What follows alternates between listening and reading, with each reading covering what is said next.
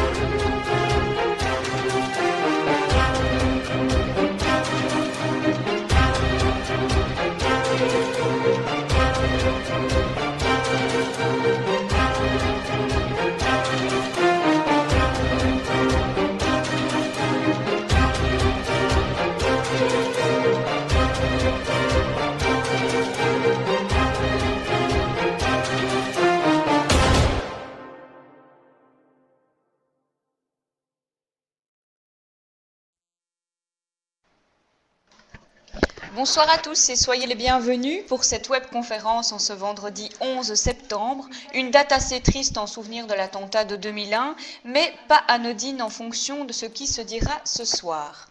Nous sommes aujourd'hui réunis pour parler d'un sujet assez particulier, banal au premier abord, mais tout compte fait, assez complexe lorsqu'on creuse un peu. Credo, un mot un peu plus connu lorsqu'il est inséré dans la phrase « credo in Deum », qui veut dire « je crois en un seul Dieu », ce mot est aussi associé à la musique.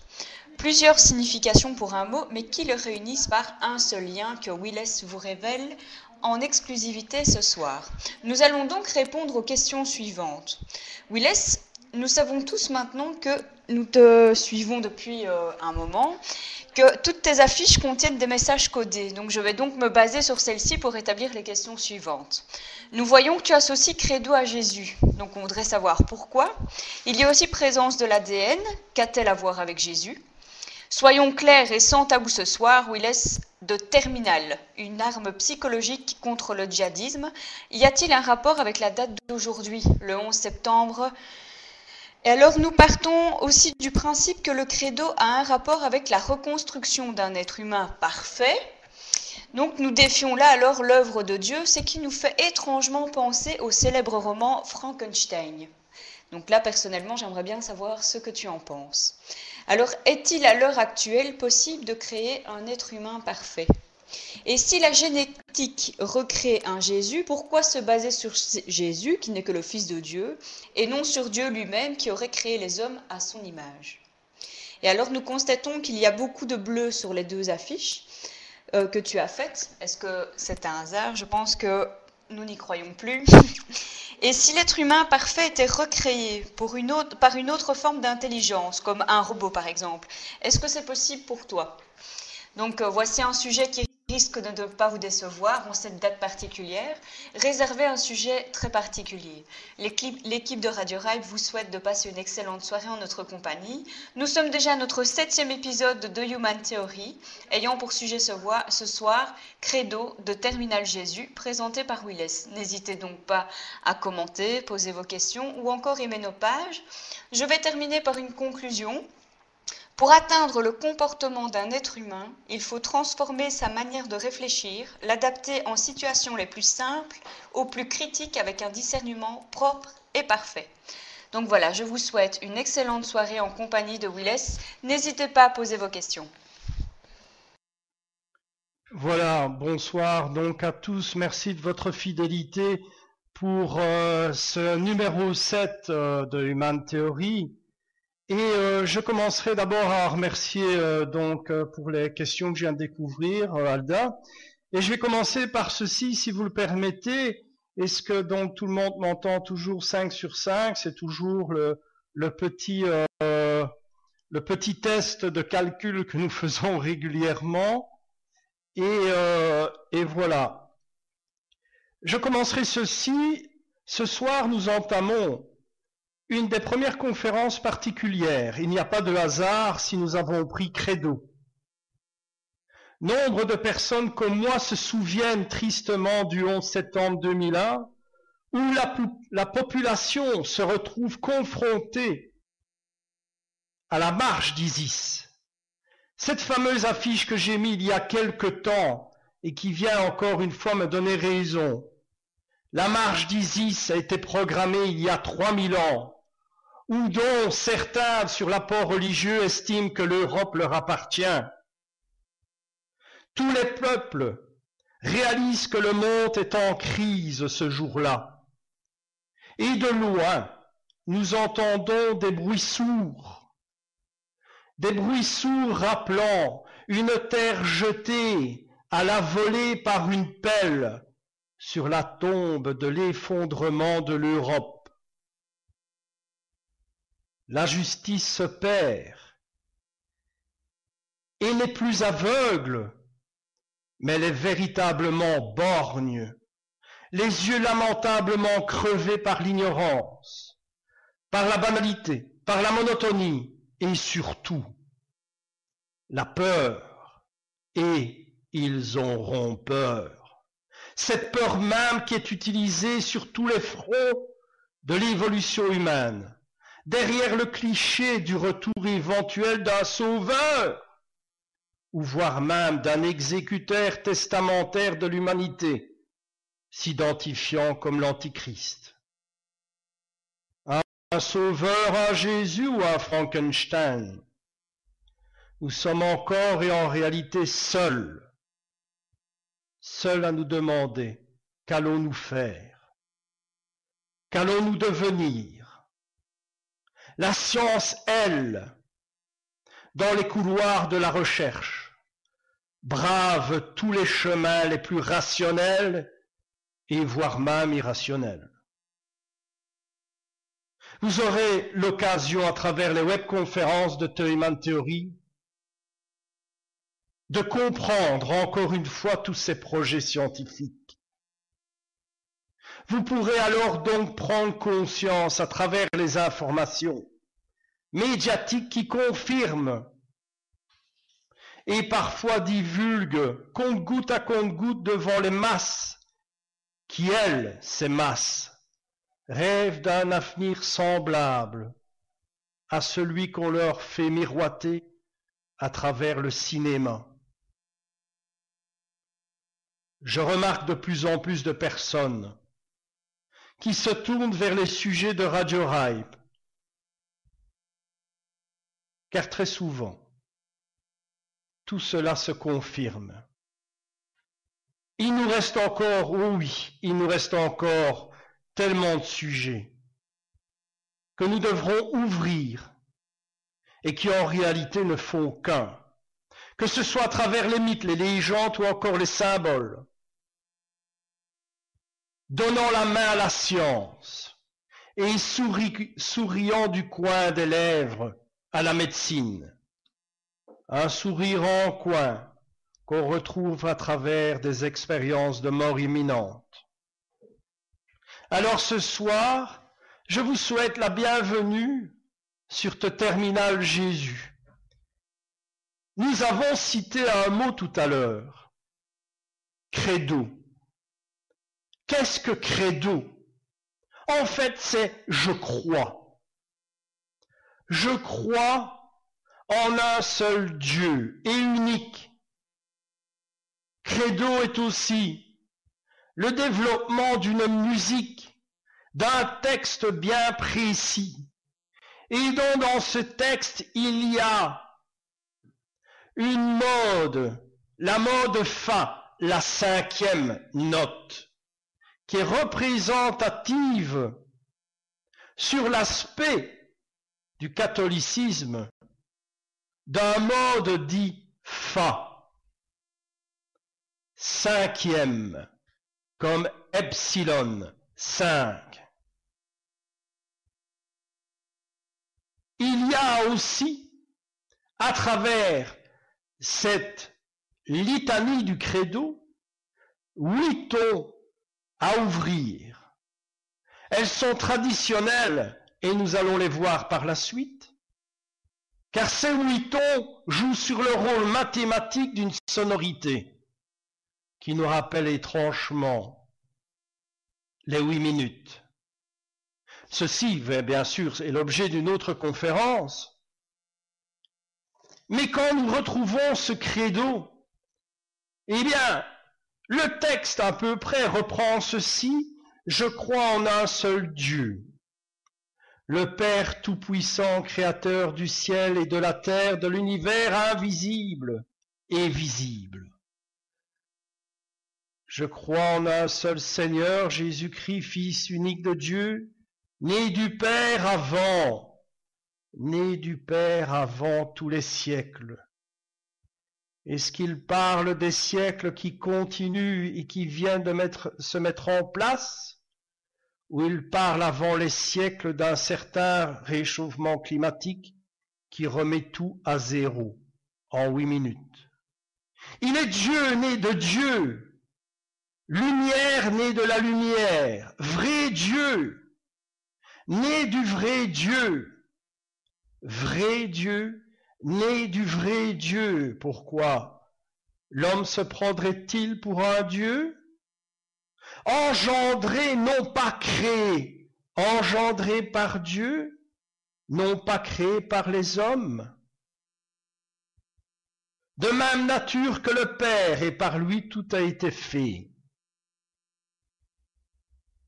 Pour nous les hommes, pour notre salut, il descendit du ciel.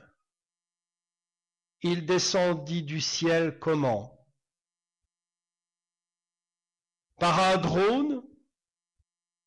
Par l'opération du Saint-Esprit? Par l'ouverture d'une conscience? Ou notre réalisation personnelle, philosophique, spirituelle, prend conscience qu'il y a une pensée pure et parfaite? Il prit la chair de la Vierge Marie. Marie donne naissance à un fils sans l'intervention du Père.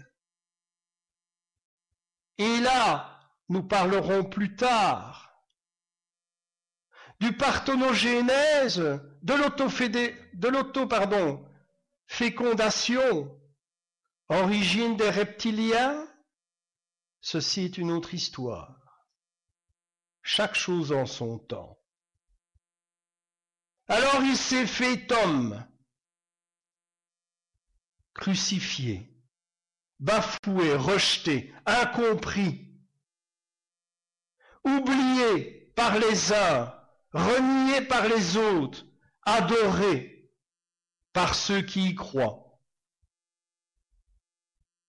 Il fut mis dans un tombeau et ressuscita le 3e jour, conformément aux Écritures, elles seules les Écritures, qui défient le temps, l'espace et la technologie que vous avez devant vous maintenant.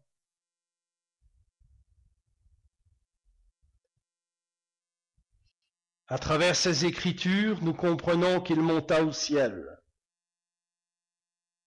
Il est assis à la droite du Père. Il revient dans une gloire pour juger les vivants et les morts.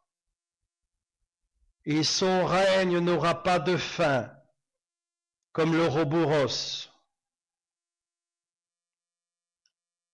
Je crois en l'Esprit Saint qui donne la vie, la science, la recherche, l'ouverture de la conscience qui peut atteindre le procédé.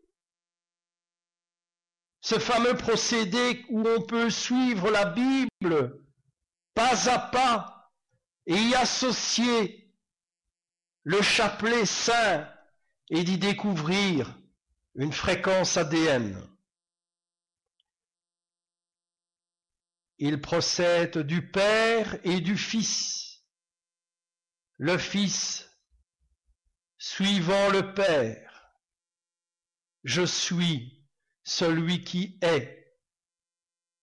Et avec le Père et le Fils, il reçoit adoration et gloire, dont les prophètes ont parlé, dont la science, les chercheurs et peut-être les voyageurs en ont parlé. Je crois en l'Église, une sainte catholique et apostolique. Je reconnais un seul baptême, celui qui pardonne les péchés, ceux que nous avons tourné le dos, ceux que nous avons ignorés et laissés à nos fils. J'attends par là la résurrection des morts, et surtout à la vie d'un monde à venir. Amen. À un monde à venir futur. Décidément, Credo nous laisse des messages particuliers, nous laisse de quoi comprendre que nous pourrions peut-être jouer les apprentis sorciers et devenir des docteurs Frankenstein. Car toute médaille a son revers. Et comme l'a dit surtout Einstein, si j'avais su que la bombe aurait fait autant de dégâts et de morts, je n'aurais pas travaillé. Mais vous le savez tous, l'enfer est pavé de bonnes intentions.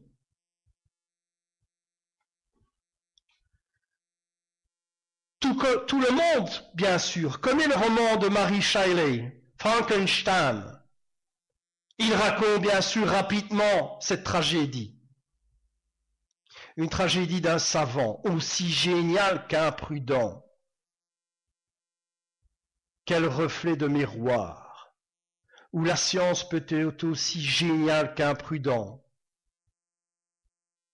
Elle nous l'a montré avec cette bombe à Hiroshima.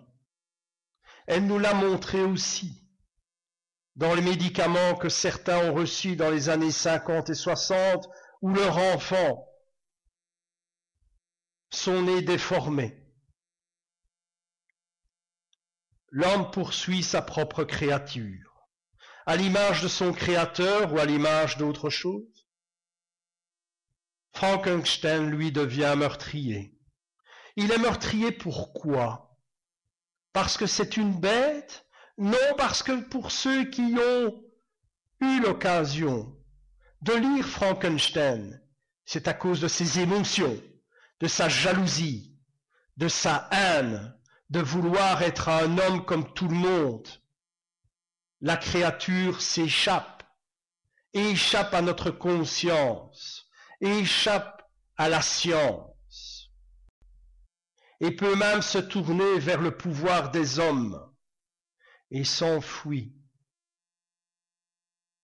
sur un bloc de glace, qui représente peut-être le dernier bloc de glace qu'il reste là-bas en Antarctique, après ce réchauffement climatique. Des images terribles qui alimentent et constituent désormais un mythe. Mais maintenant, les légendes et les mythes, sont-ils encore des légendes et des mythes? Est-ce que la science, tout doucement, n'avance pas à grands pas? À des grands pas qui font que cette science se met à jour et dont les peuples, votre peuple, vous, maintenant, vous reculiez, vous marchez en reculons, car vous perdez vos emplois, votre argent, vous n'avez plus d'espoir réellement. Vos espoirs sont éphémères et l'avenir incertain. Où se trouve cette solution? Cette solution est en vous, chaque être humain, a un temple en lui. Il doit se trouver. Elle existe, cette solution. Les mythes, les légendes marquent encore et toujours nos sociétés à travers la peur, l'incertitude, et des gens en profitent. Et des gens jouent avec votre curiosité, votre soif de...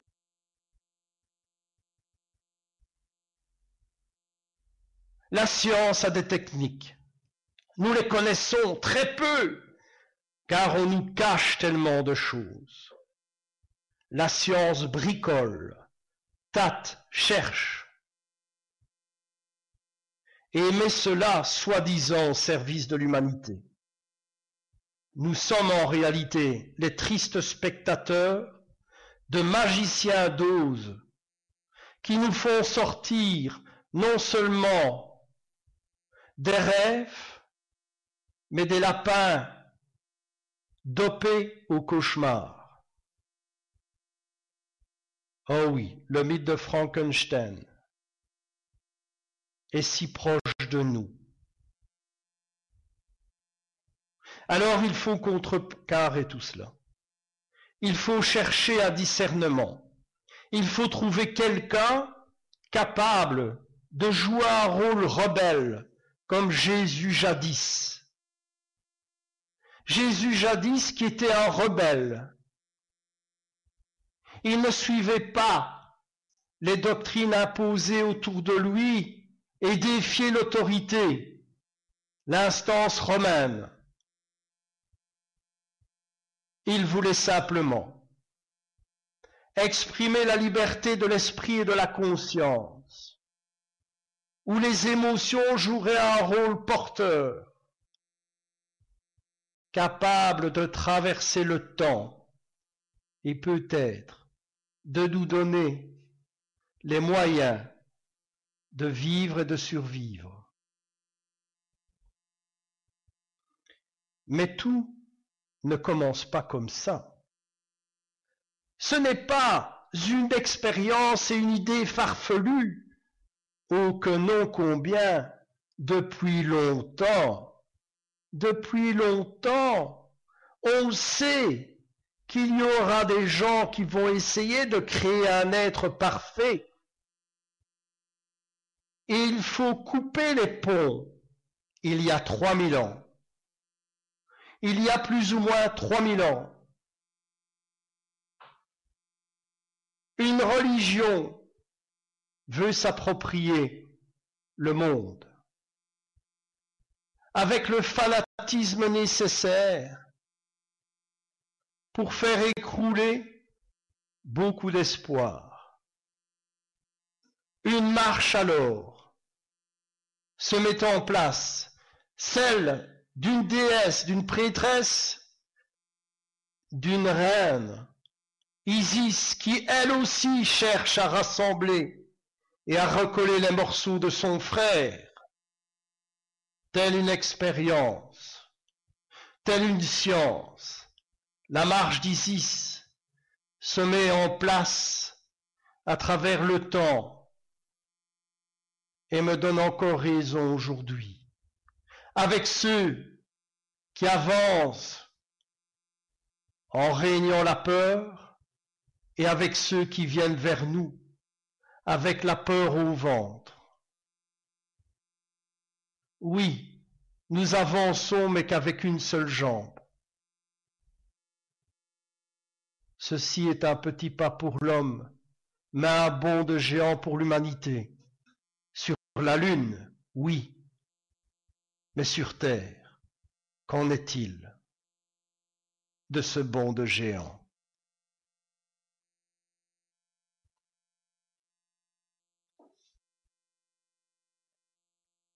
On met en garde, car plus tard, je veux dire plutôt il y a longtemps,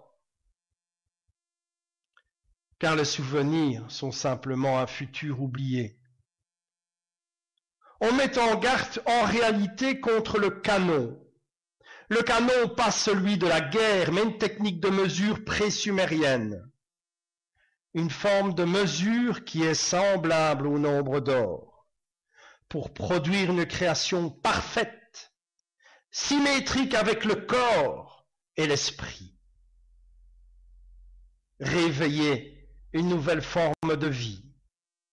Réveiller aussi, et comme je l'ai vous souvent dit, quand le corps est présent, eh bien, il faut d'abord faire vibrer ces membranes qui sont dans son cortex. Et quand ces membranes vibrent, elle oblige les synapses à se réveiller. Mais bon Dieu, qu'est-ce encore qui peut réveiller ces synapses? Encore et toujours, comme je vous l'ai dit, un message qui vient de quelque part, qui atterrit vers une autre personne et qui crée l'intégratron. Travail musical et codifié pour changer la mémoire, les vibrations. Epsilon 5. Une vibration qui fait changer la vision du monde. Et cette vibration travaillant sur les synapses et d'autres, évidemment, formes que nous avons en nous, prévoit le mouvement. Comme ces musiques que nous diffusons chez les personnes qui ont un coma profond, ou les recherches actuelles encore, qui sont encore basiques, où on se demande encore si la personne qui est dans le coma entend la musique. Nous sommes encore dans un questionnement. Mais je vous promets que je vous donnerai les réponses. En le sachant et surtout en l'ayant vécu. Ces cadences sont associées avec des fréquences prédisposées. Elles ne sont pas en réalité des musiques, mais des sons cosmiques et terrestres, codifiés sur des angles, capables de donner une cadence de déplacement. Lors de la Deuxième Guerre mondiale, les recherches se multiplient.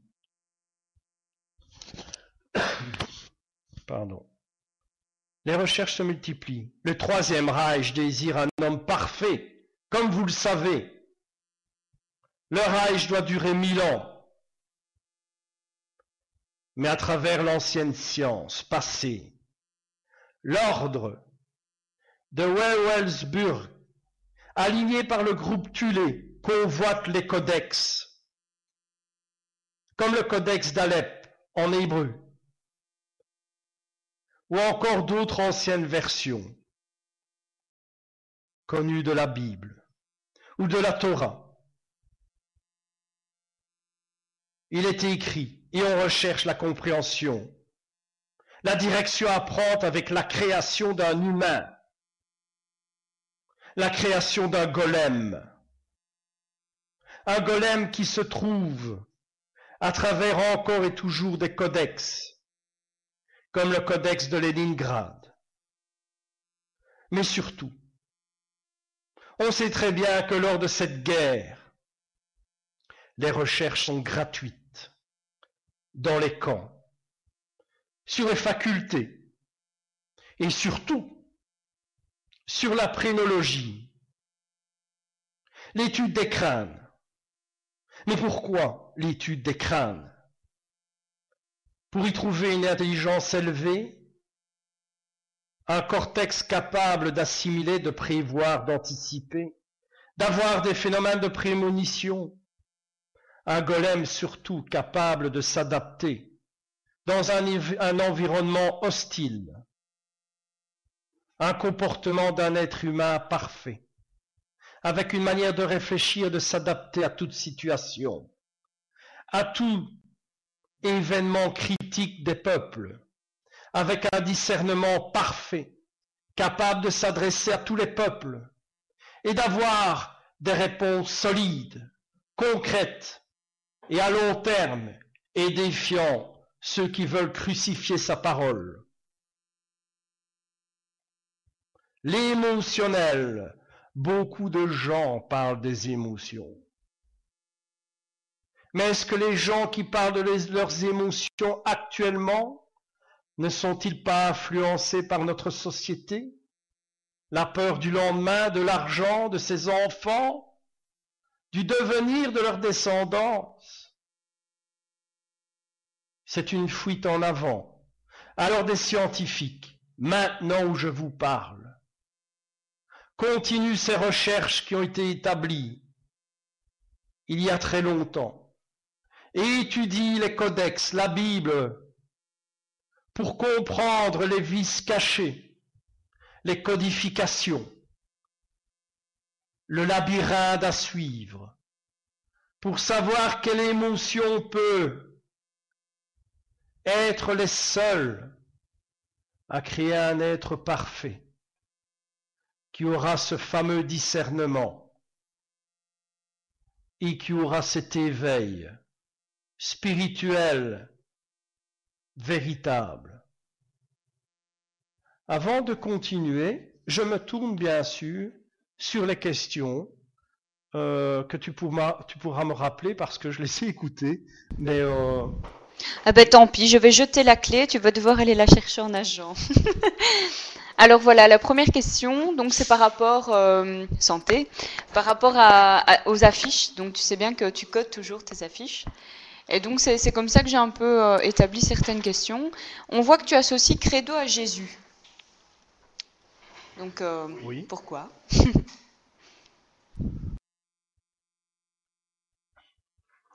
Comme je l'ai cité, le credo exprime d'abord la croyance en Dieu, l'unité de Dieu.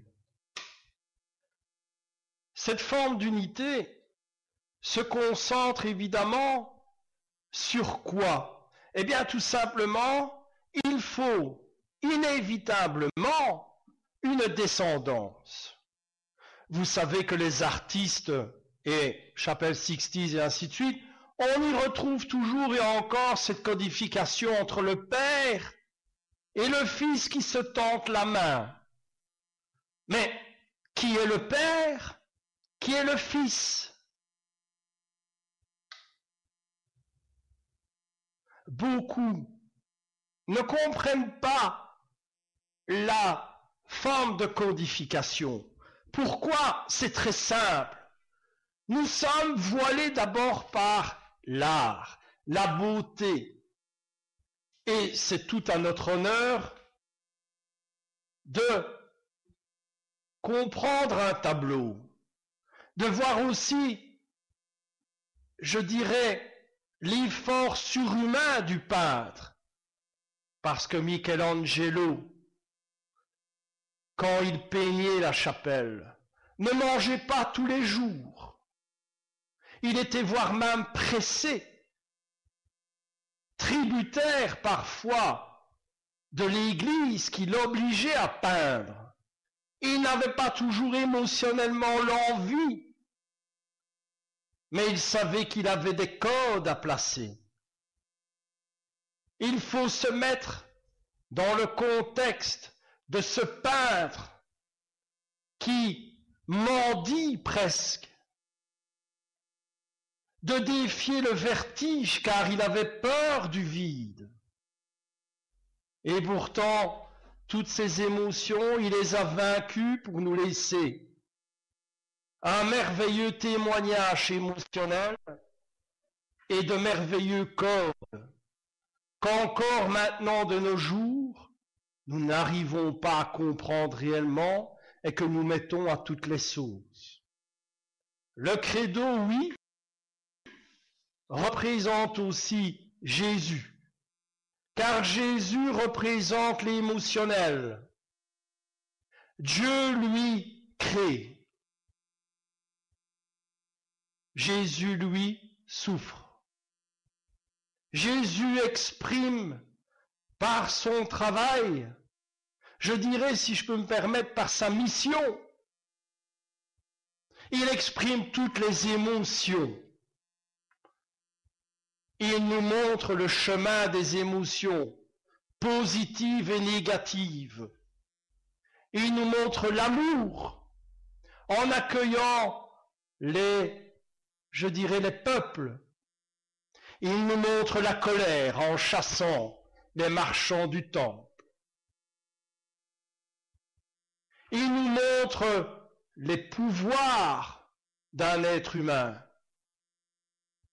Il nous montre que nous pouvons vaincre la mort. Il nous montre aussi qu'il y a le bien, il y a le mal, qu'il y a la folie. Il nous montre toutes les émotions. Dieu lui regarde. Il a créé et attend de son Fils l'ultime émotion, celle du sacrifice, celle du pardon.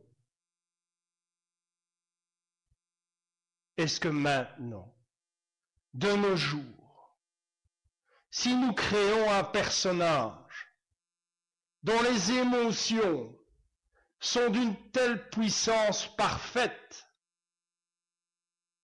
est-ce que sa version du pardon serait le même du sacrifice? J'en doute.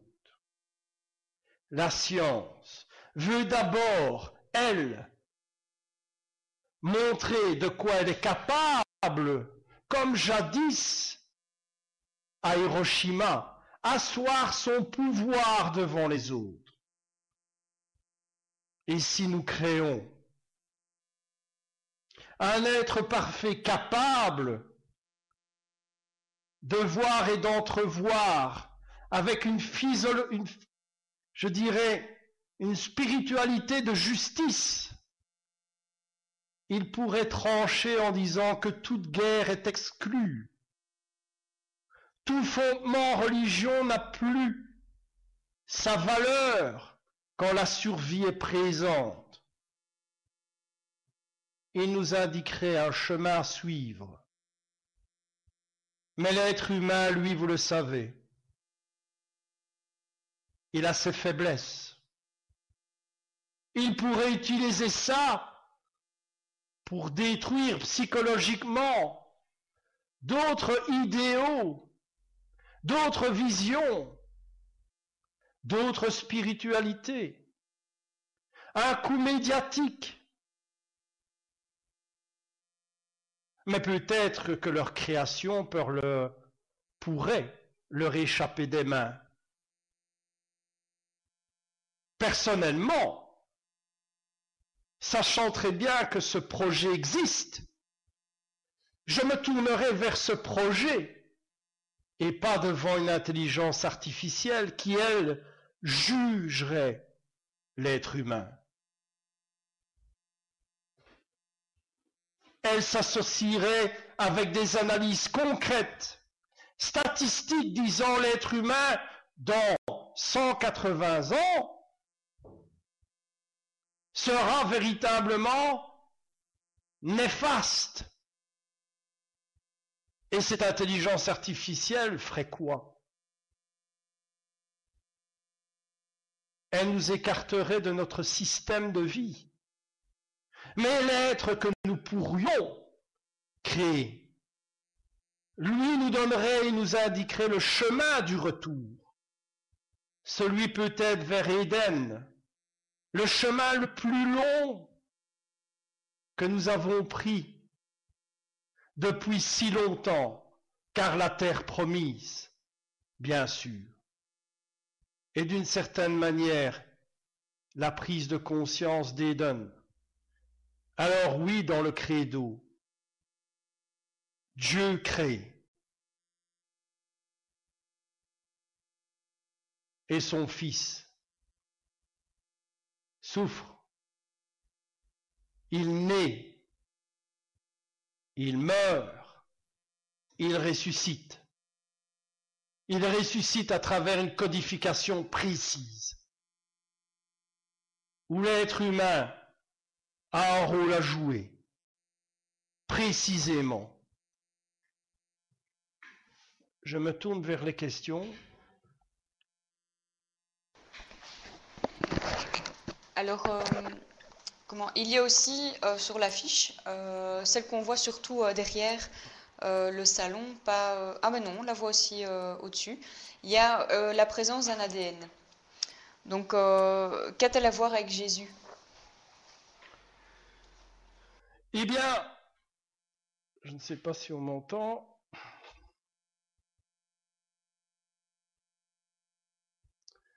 Eh bien, il est extrêmement complexe et je ne vais pas me désister. Il faut comprendre que l'être humain, depuis très longtemps, depuis un lointain passé, connaît sa constitution. Il sait qu'il a tout un ensemble en lui-même. Il sait qu'il est tributaire de l'ADN. L'ADN, en réalité, n'est pas une découverte du XXe siècle, mais de bien plus longtemps. Ce qu'il faut comprendre, c'est que dans cette course à travers le temps, nous avons toujours voulu retrouver un être saint, un être parfait. Oh, bien sûr, il y a eu des dérapages. Il y a eu des peuples qui ont dit qu'ils voulaient une race aryenne. Mais tout cela, ces idées découlent encore de bien plus loin dans l'histoire. Mais qui dit race supérieure, dit aussi ADN. Il y a tellement de codifications où nous avons, il y a longtemps après le réchauffement climatique, nous avons essayé de retrouver cet être humain qui a un crâne parfait, tel un crâne de cristal, où nous savons qu'il a besoin de plusieurs éléments pour reprendre naissance et vaincre la mort. L'ADN doit être codifié à travers plusieurs chapelets. Ces chapelets ont une précision, ont un surplus, ont la clé de l'ADN.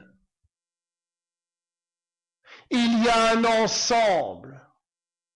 Et pour ceux qui pourraient prendre le temps de lire l'histoire, on parle toujours d'un être qui vainc la mort, d'un être supérieur, d'un être divin, d'un être de lumière, d'un guide. Dans toute l'histoire, il y a toujours eu un héros, un meneur de troupe, l'ADN, les cristaux, la conscience, la vibration, le discernement du bien et du mal joue un rôle si important. L'ADN, attention, nous ne sommes qu'au XXIe siècle. La science, dans les futures années, va découvrir quelque chose d'autre, qui est là, tapis dans l'ADN. Cette chose ne demande qu'à se réveiller. Cette chose ne demande qu'à survivre, à retrouver son chemin vers Éden. Même s'il doit faire des sacrifices. et peut-être là, sans aucun pardon. Dans la Bible, dans d'autres livres, ceux qui se penchent sur ces livres savent la vérité. Et ils savent qu'il y a des codes précis, des codes si précis que ce n'est pas dû au hasard, qu'il y a bien des messages. Oh, bien sûr, la Bible et les prières que nous faisons ne sont plus véritablement complètes. Nous avons perdu un peu du savoir. Mais la science, la médecine est toujours présente, à l'affût. Elle ne peut pas divulguer au peuple ce qu'elle sait. Vous le savez tous au fond de vous. Nous ne savons pas tout. Vous ne savez pas tout. La science cherche dans le rationnel ou l'irrationnel pour contrecarrer toute éventualité d'action néfaste ou simplement montrer encore et toujours son égoïsme et sa supériorité. Dieu les regarde et ses fils souffrent. Vous, chacun d'entre vous. Mais qui est Dieu? Je suis celui qui est. Déjà ce code exprime 3 temps. Je suis sur le verbe suivre quelqu'un. Je suis dans le passé. Celui. Je suis l'instant présent. Qui est. Celui qui précède juste l'instant présent, le futur. Nous avons là 3 temps en réalité. Et rendez-vous compte, devant vous, il y a tout un livre. Et non seulement il y a un livre nommé la Bible, mais il y en a d'autres qui sont des codex tout autour. Et dans toutes ces écritures, des gens ont souffert pour cacher et attendre le moment venu où les masses sont capables de comprendre, de se réveiller. Non, car nous nous sommes réveillés il y a très longtemps, mais nous avons encore et toujours refait les mêmes erreurs.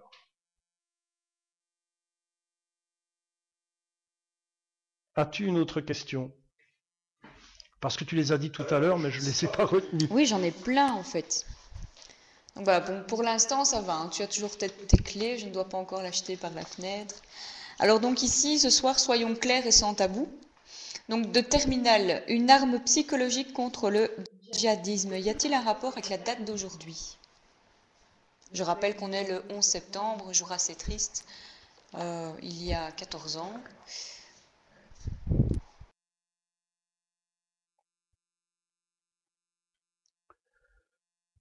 Dans toute cette histoire,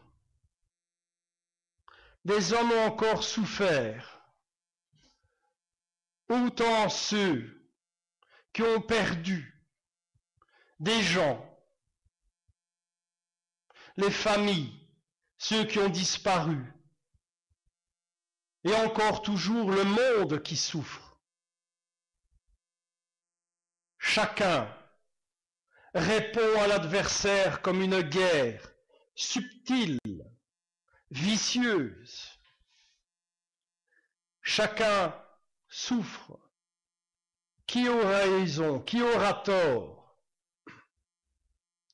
Je ne peux penser qu'à cette phrase encore et toujours prémonitoire d'Einstein. Et vous la connaissez. Quand un journaliste lui a demandé « Que se passera-t-il à la 3e guerre mondiale ?» Einstein répond, et vous le savez cette réponse. Je n'en sais rien, dit-il. Mais je sais qu'à la 4e, nous nous battrons avec des bâtons et des pierres.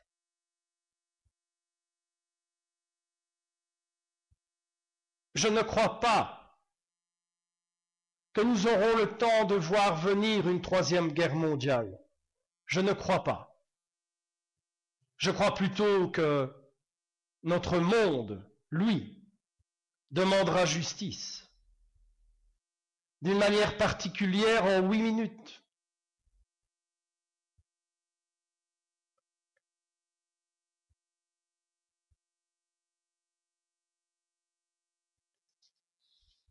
Tu veux bien me rappeler le reste de ta question? Donc je vais la redire en entier. Donc de terminale, donc c'est comme ça que tu as appelé la conférence ce soir. Une arme psychologique contre le djihadisme, y a-t-il un rapport avec la date d'aujourd'hui?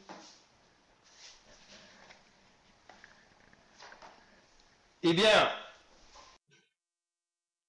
tous les peuples ont toujours massacré son prochain, avec la terreur et la peur. Si j'ai choisi cette date aujourd'hui, c'est non seulement peut-être pour rendre hommage à ceux qui ont perdu la vie, mais pour comprendre une chose dans mon message. Nous ne pouvons pas banaliser la mort. Nous avons tendance à montrer à nos enfants que la mort peut partir d'un claquement de doigts. La mort devient si banale à travers des jeux, à travers des films, à travers des gens qui meurent autour de nous, si proches de nous, si près de nous. Et tout cela devient si banal. Ne faudrait-il pas quelqu'un qui un jour s'adresse au peuple et redonne cette valeur, non pas de la mort, mais de leur poser une question. Peuple du monde, qu'êtes-vous en train de faire? Peuple du monde, est-ce que la vie a encore de la valeur pour vous? Peuple du monde, est-ce que vous regardez encore devant vous ou est-ce que vous regardez le sol?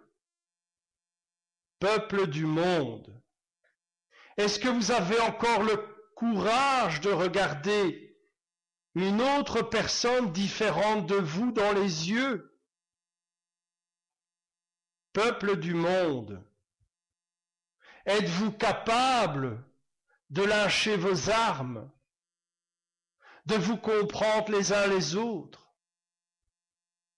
Peuple du monde, êtes-vous capable de vivre réellement au lieu de survivre?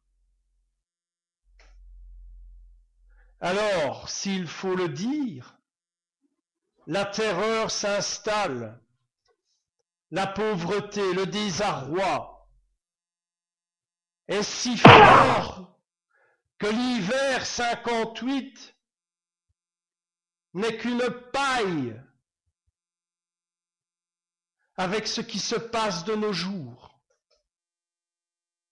Et pourtant, le passé, l'histoire, notre génétique, notre ADN nous donne les solutions et personne ne s'en inquiète. Chaque personne dans son coin, dans son camp veut être le meilleur. Je suis le meilleur scientifique, je suis le meilleur apôtre spirituel, je suis le meilleur à gérer les émotions. Je suis un être de lumière et je sais que... Non. Non. Il faut simplement prendre conscience que nous nous laissons chavirer, que nous sommes tous comme ces migrants dans un bateau qui est tout doucement en train de sombrer, où nos frères et nos sœurs se noient dans l'indifférence de chacun et chacune. Il faut que ce jour où ces avions ont percuté ces buildings, que nous voyons à travers ces actes, que nous devrions tous nous entendre, pas par la terreur, pas par la peur, par l'égoïsme, par simplement des émotions réelles. Et peut-être qu'en créant un être comme ça, nous aurions un exemple que nous pouvons, avec notre savoir, notre recherche, comprendre que nous avons trouvé un antidote à notre haine envers les autres. Tout commence par la compréhension de notre esprit, de notre cortex, d'activer notre cortex, d'y découvrir à l'intérieur des choses extraordinaires, insoupçonnables. Il y a encore du chemin, mais notre temps tourne. Et le temps, c'est mon truc. Je me tourne vers une autre question.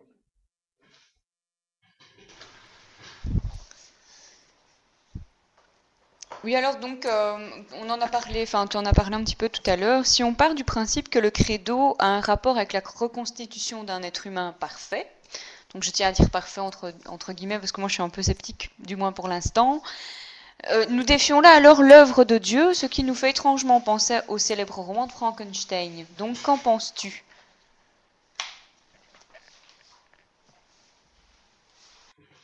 Eh bien, je remets mon micro. Ok, c'est bon.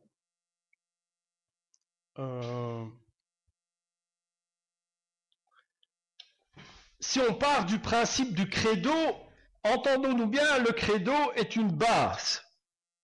Une base qui constitue la foi codifiée et qui passe à travers les peuples pour émettre un message basique, non décortiqué. La croyance envers Dieu, la croyance envers l'Esprit Saint, la croyance entre Jésus et surtout, et bien sûr, l'ensemble de la combativité, c'est-à-dire vaincre la mort. Nous défions alors, si nous reconstituons un être humain,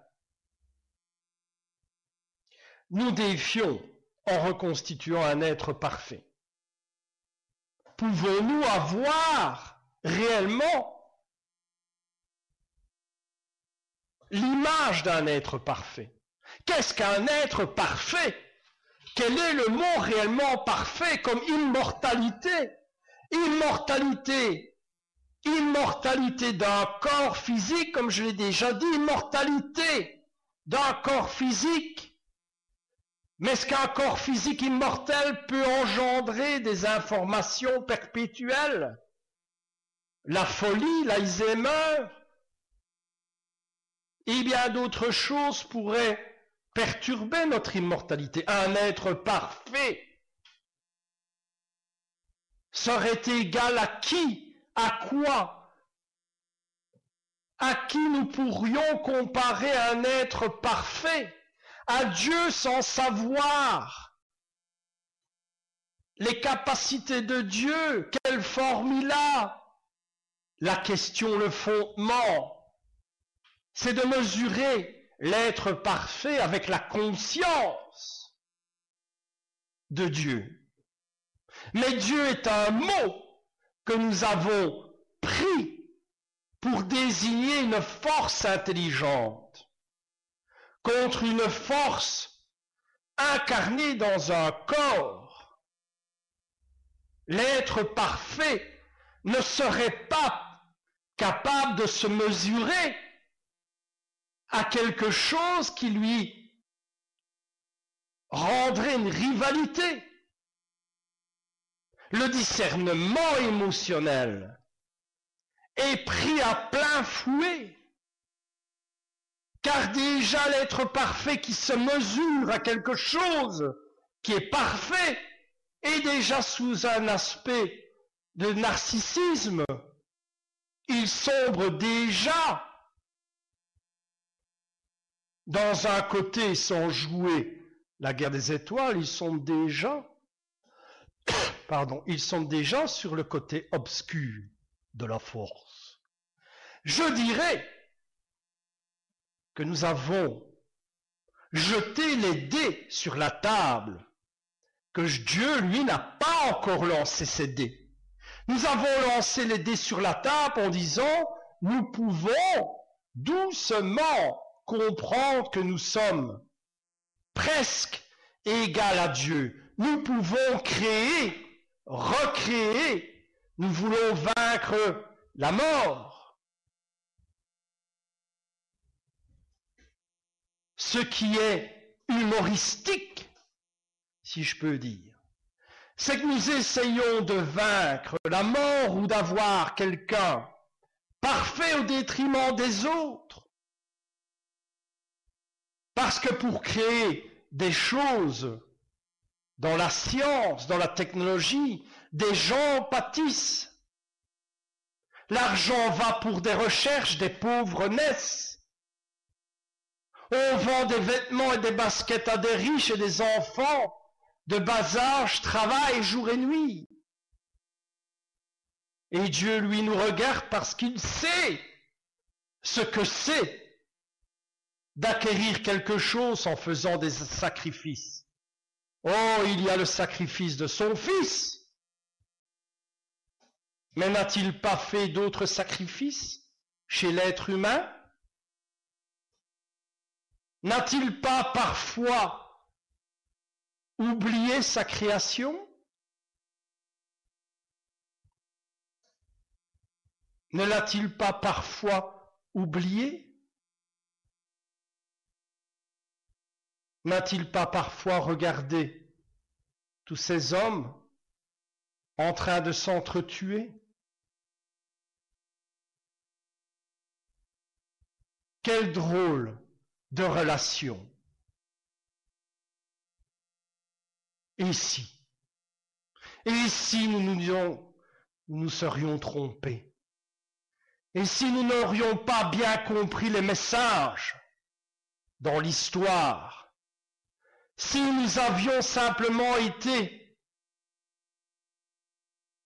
des peuples qui ont reçu qu'une infime partie du message, rappelez-vous comme dans Epsilon 5, où nous avons mis 10 personnes alignées en leur donnant un message à la dernière personne nous a donné que une infime information du premier message. Et si des apôtres avaient écrit une codification et d'autres avaient fait en sorte de sauver leur peau, car l'homme est faible, l'homme oublie vite. L'homme aussi est un saint Thomas, il a besoin de voir.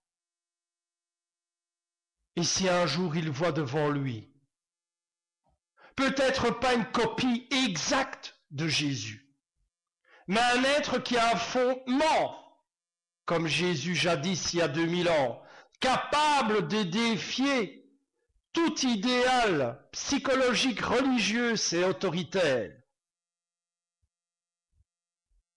et dont nous pourrions avoir la chance que les autorités ou ceux qui dirigent le monde comprennent qu'ils ont affaire à forte partie s'en laveraient les mains et se diraient de toute façon comme Ponce Pilate, ce sera encore et toujours l'ignorance des peuples qui abattront et crucifieront une pâle copie d'un Messie. Et si cet être, lui, est pourvu d'amour, d'émotions et détient des clés qui nous permettent de comprendre nos erreurs, car bien sûr, Bien sûr, il y aura des organismes, des concentrations, où on dira nous allons faire des mouvements contre le réchauffement climatique, nous allons aider les peuples, rien ne fonctionnera. Rien. Si chacun d'entre nous ne prend pas conscience que dans l'état où le monde se trouve, il faut tous abandonner l'idée que tout s'arrangera simplement. Nous devons mobiliser le monde et pas que des associations. Il faut mobiliser le monde. Et ici, la science ne fait que suivre un chemin qui lui a été indiqué à travers le temps pour que cet être, un jour, s'adresse à nous. Nous pourrons avoir la certitude, sans introduire notre index dans les plaies de cet homme, mais il touchera chaque cœur, chaque esprit, chaque âme, en disant et en montrant, comme sur tous les tableaux, d'un index, montrant le ciel, montrant le plafond, montrant le chakra qui dirige l'être humain. Il nous donnera la direction à prendre. Et ça, l'être humain du XXIe siècle n'a pas le temps de comprendre, car il cherche d'abord à se sauver à travers la société. Quel triste gâchis! Je pense que si cet être un jour est debout, ce sera certainement sa première pensée. Quel triste gâchis! Voilà. Est-ce que tu as des questions?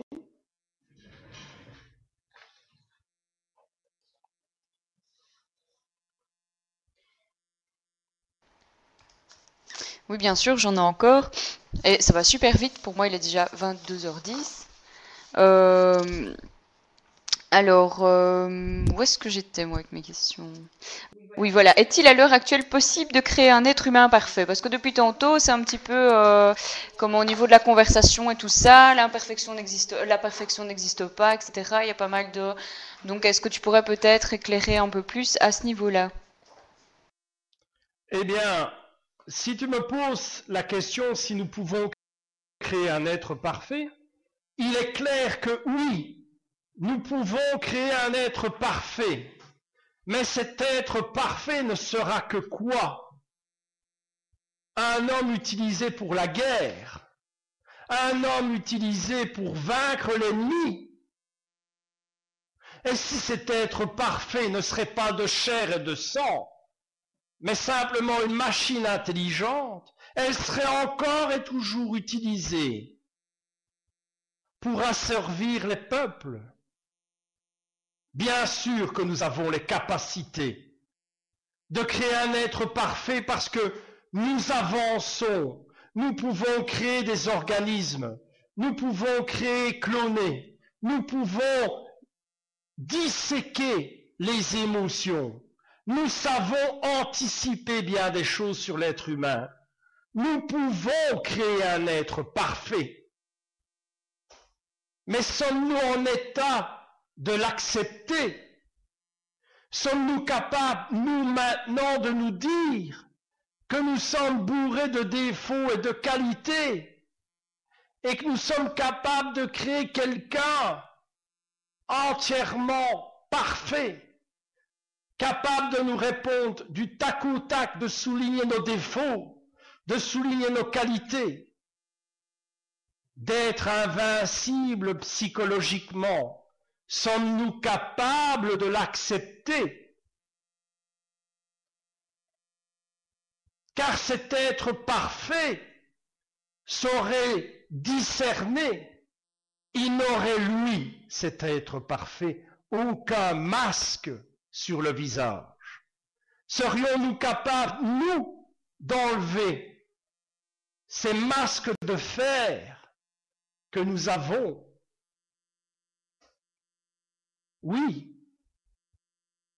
la science est capable de créer un être parfait. Mais les peuples ne savent pas l'accepter. Ils ne peuvent pas l'accepter. C'est un peu comme si je viens chez vous maintenant vous apporter un androïde extrêmement intelligent. Vous, je m'adresse à ceux qui sont comme moi, monsieur, madame, tout le monde dans sa chaumière. Si je vous apporte un androïde intelligent et parfait, qu'allez-vous en faire? Il va vous allumer une cigarette, il va aller chercher votre journal, il va protéger votre maison. Qu'allez-vous en faire? La plupart des choses que j'explique, les gens ne sont pas prêts. Mais la science avance, laissant de côté les autres. C'est ça, la difficulté. Et pour ma part, chaque conférence que j'ai faite avec l'équipe n'est pas seulement une ouverture de conscience, ni l'envie de faire connaître à tout le monde que nous sommes les meilleurs ou pas. Nous voulons vous faire prendre conscience que le monde avance sur une jambe et que celle qui traîne, c'est nous.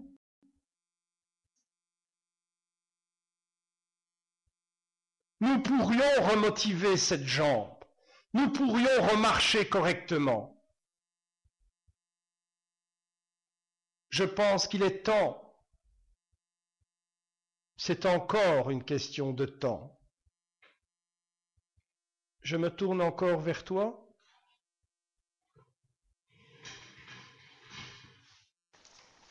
Et si la génétique recrée un Jésus, pourquoi se baser sur Jésus, qui n'est que le Fils de Dieu, comme tu l'as dit tout à l'heure, il est généré, et pas Dieu lui-même qui aurait créé l'homme à son image?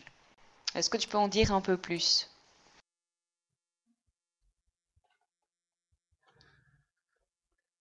Il y a 2000 ans, l'histoire ne nous dit pas tout. Rome et bien d'autres tortionnaires crucifiaient les gens. Ils les empalaient. Ils les torturaient.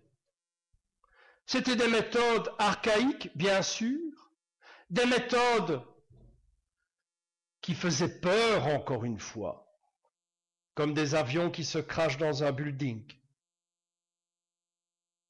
On pourrait citer tellement les Borgia, on pourrait citer Vlad Dracula,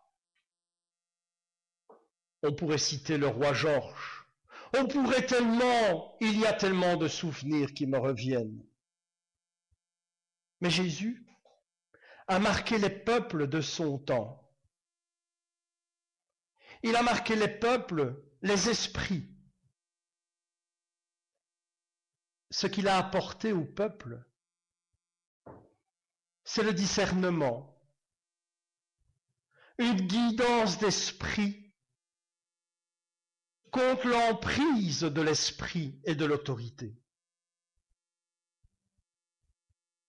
Selon la Bible, il est crucifié. Il marque les esprits avec la souffrance, la peur et le discernement encore et toujours, où on comprend que cet homme se sacrifie pour un objectif, pour un idéal. Cet idéal traverse, a marqué tellement les esprits qu'encore de nos jours, Il est le symbole pour beaucoup de gens d'avoir vaincu la mort. Alors, ce fameux programme Code Jésus, qui a été élaboré il y a des années, prend tout doucement son chemin. Pourquoi pas créer quelqu'un qui a les mêmes optiques et qui peut certifier et finaliser la croyance de milliers de personnes en concrétisant avec la réalité de sa conception, la foi de chacun. Nous savons tous, vous le savez tous, que quand quelque chose de nouveau arrive en technologie, on se dit, ouais, voilà encore quelque chose de nouveau, moi les GSM, c'est mauvais pour moi, je ne touche pas à ça, les ordinateurs, et puis tout doucement, le phénomène de masse fait que vous vous y habituez. Vous vous rendez compte que le GSM est là, dans votre poche. Vous vous rendez compte que vous allumez un PC comme si vous en étiez dépendant. Vous avez tellement de choses à travers les médias où vous dites non mais ça va pas marcher. Vous vous rappelez, il y a déjà quoi? Une nouvelle émission où un patron fait venir des gens qui ont besoin d'un job. Et on les juge, madame vous êtes compétent, vous ne l'êtes pas. On le montre à la télévision. On joue avec les sentiments, que ce soit des acteurs ou pas. Ça vous touche quand même. Et si un homme simple, et qu'avec ses paroles, son regard, son attitude,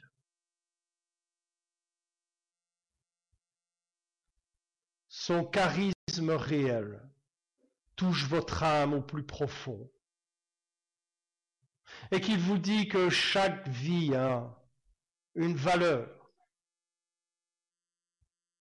que vous n'êtes plus seul, alors là, des milliers de gens se tourneront quand même devant. Il y aura toujours des détracteurs, mais il les chassera comme les marchands du temple. Car les détracteurs diront, mais c'est simplement un produit scientifique. Comme bien des gens disent, c'est simplifie la chose. Mais si la science simplement s'était penchée concrètement sur tout un programme, une élaboration qui a suivi sa trajectoire dans le temps, et attendu que l'être humain soit capable de le créer, au XXIe siècle, nous serions encore à nous dire que seul Dieu peut créer, malgré toutes les barrières qui tombent, de mois en mois, d'année en année,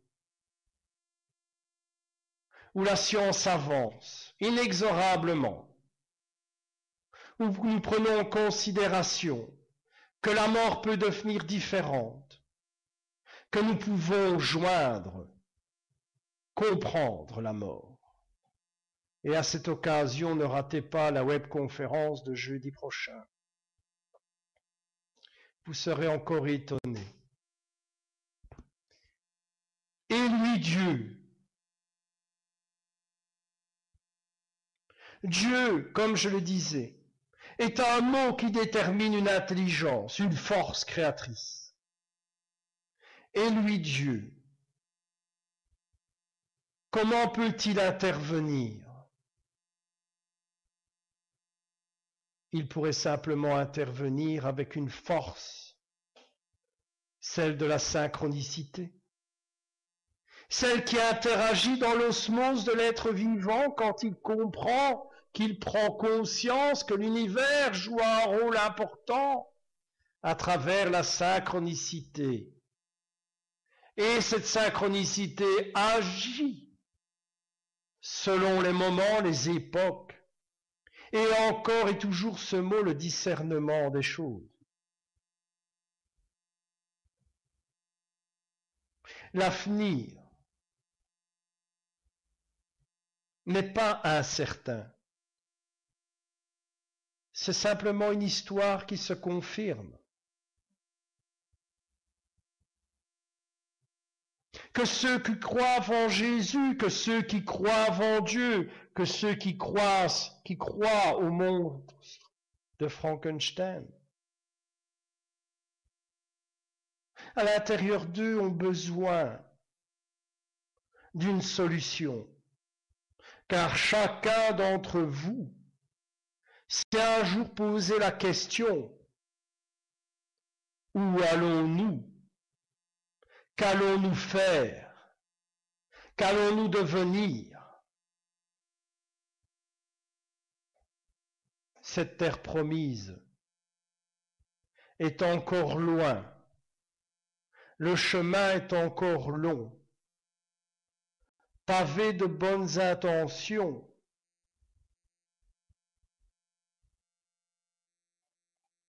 Je pense que nous allons terminer avec les dernières questions, si tu le veux bien.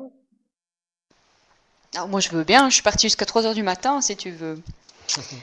Alors oui, moi ici c'est une question que je me demandais parce que comme tu codes toujours tes affiches, donc ça aussi si jamais pour ceux qui nous rejoignent, ceux qui se posent beaucoup de questions, parce que il y en a beaucoup qui se posent des questions, il faut aussi savoir que vous pouvez aller voir les affiches de Willes, il y a énormément de codes et c'est peut-être à vous aussi de pouvoir se dire, bah tiens, je vois tel symbole, je vais aller voir la signification, etc.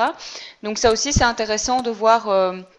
de pouvoir tout rassembler, ça donne pas mal d'indices. Et ici, ce que j'ai remarqué, c'est qu'il y a beaucoup de bleu sur les affiches. Je crois que tu en as fait 2, et sur les 2, elles baignent quand même de bleu. Le bleu représente plusieurs symboles. L'être humain a une mission importante, c'est de quitter ce monde. Et s'il doit quitter ce monde, il doit d'abord trouver l'élément qu'il a mis en place, l'eau. Car l'eau est un élément important. L'eau a une mémoire. L'eau a un code. Le bleu aussi est la codification de l'esprit. L'esprit qui doit rester éclairé et pur, comme l'indigo. Le bleu est aussi ce que nous retrouvons en réalité dans les contacts spirituels et de spiritisme. Le bleu représente l'oxygène. Le bleu représente le temps. Le bleu représente un programme lancé il y a des milliers d'années après le FRC, finalité réchauffement climatique.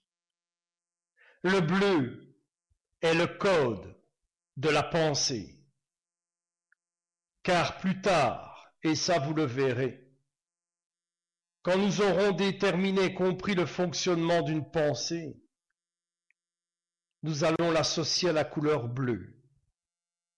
Car le programme qui a été lancé il y a des milliers d'années, c'est nous, vous, qui l'avez lancé, et vos descendants. Alors, j'ai toujours pris la seule couleur qui parle à tout le monde, aux indigos, à ceux qui veulent vivre, respirer, à ceux qui veulent comprendre. Le bleu est aussi un drapeau qui sera mis sur différents endroits dans l'univers. Ce bleu, vous le voyez sur Internet, le choix d'un drapeau, il est bleu. Le bleu est simplement aussi une couleur qui est neutre, qui rassemble tout le monde. Le bleu, c'est l'espoir.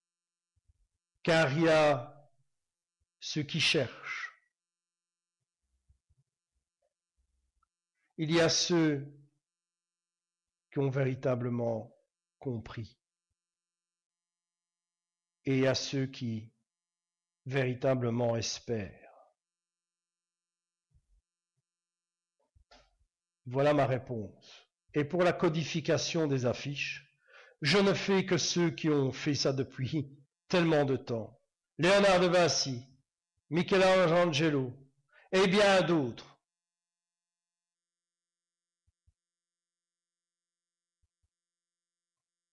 Voilà ma réponse. Et nous t'en remercions. J'en ai encore une si tu as encore le temps. Enfin, de toute façon, la réponse dépend de toi par rapport au temps.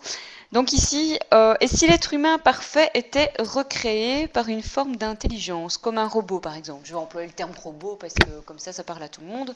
Est-ce que c'est possible pour toi que ça soit un robot qui parviendrait ou qui aurait peut-être éventuellement créé l'homme?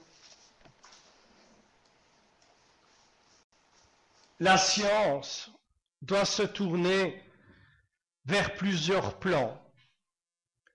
Il faut savoir que notre mémoire nous fera défaut un jour. Eh bien, je dirais ceci, et je salue un écrivain. Je salue un écrivain qui a eu l'occasion d'écrire un livre sur l'Alzheimer qui pourrait prendre la race humaine. Une fiction, peut-être. Une réalité, pourquoi pas? Nous découvrons encore des virus que nous ignorions il y a quelque temps. Rappelez-vous, pourtant, j'en ai parlé. Ne nous laissons pas à travers Facebook, à travers nos clichés sociaux, des photos, des textes, pour qu'à travers cette technologie, nous nous rappelons de nous, retrouver des photos, retrouver des amis d'enfance. Nous laissons une trace de notre mémoire à travers un ordinateur. Mais l'intelligence artificielle est déjà en marche. Car si vous avez oublié un souvenir il y a 20 ans, vous pouvez retrouver peut-être une photo de vous en classe de neige ou derrière un bistrot après avoir bu un bon verre. La technologie vous aide. L'intelligence artificielle peut être aussi votre protecteur mémoriel. Il peut être votre disque dur de souvenirs. Et là, je m'arrête, car c'est ce que nous allons faire naturellement. Nous allons créer un disque dur, et je ne peux pas en parler maintenant. Mais ceux qui me suivent savent de quel disque dur je parle. Une banque de données, qui, elle, nous servira à chaque moment où nous en aurons besoin, pour que notre mémoire nous rappelle de ceux qui ont vécu, de ceux qui ont disparu. Alors, l'intelligence artificielle est en marche.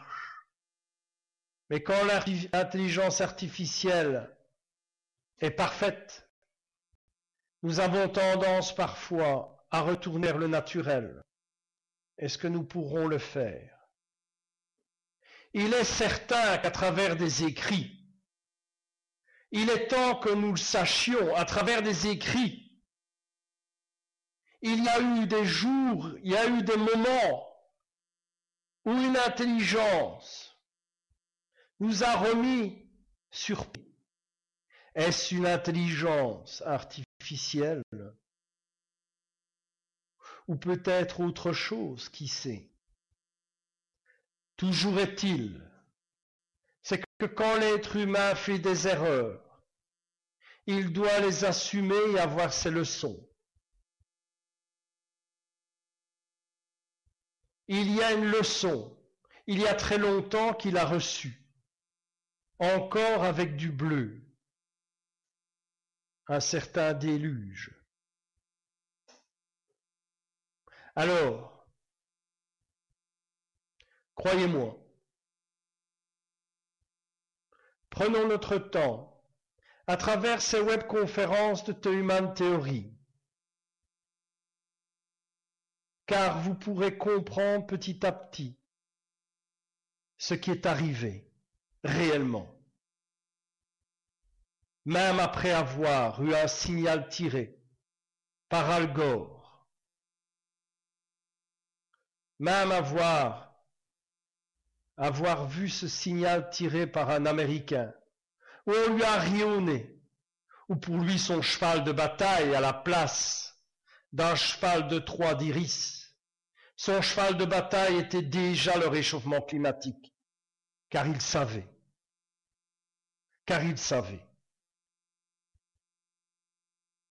Alors pour ma part, je vous remercie tous de m'avoir écouté ce soir sur un sujet que beaucoup de gens évitent, car bien sûr, beaucoup de gens vous diront, nous avons des sujets que personne n'ose. Mais pour moi, le plus important, c'est le message. Et non seulement le message, c'est de vous le donner, mais de vous démontrer que ce message est réel. Et je vous emmène sur une aventure qui est la vôtre. Alors je vous donne rendez-vous jeudi soir pour un autre épisode de Human Theory. J'espère que cette conférence de ce soir vous a été agréable et je vous promets des sujets que vous ne trouverez pas ailleurs, et tout ça gratuitement, parce que je n'ai pas le droit de vous demander de l'argent, parce que c'est votre histoire, votre héritage. Et un héritage, c'est des émotions, et les émotions, ça ne se monnaie pas.